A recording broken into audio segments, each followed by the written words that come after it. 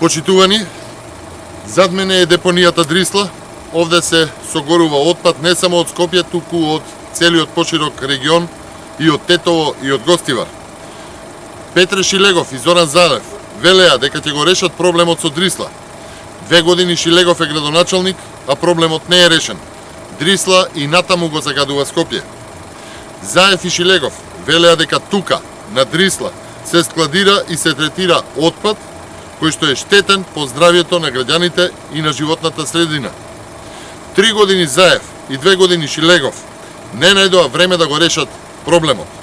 Скопје и скопјани дишат загаден воздух поради согорувањето на отпадот кој што е складиран во Дрисла. На Заев и на Шилегов бизнисот им е пред здравието на граѓаните. Загадува Дрисла, загадува и согорувањето на кокс со 18% сулфур диоксид и обоениот текстил кој што се согорува во 8 фабрики на олигарсите на Зоран Заев и на Петре Шилегов. Власта свесно го премолчува труењето на граѓаните.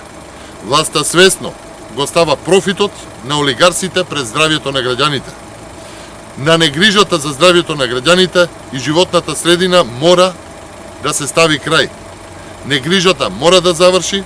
Од 12 април следува одговорност. Ви благодарам на вниманието.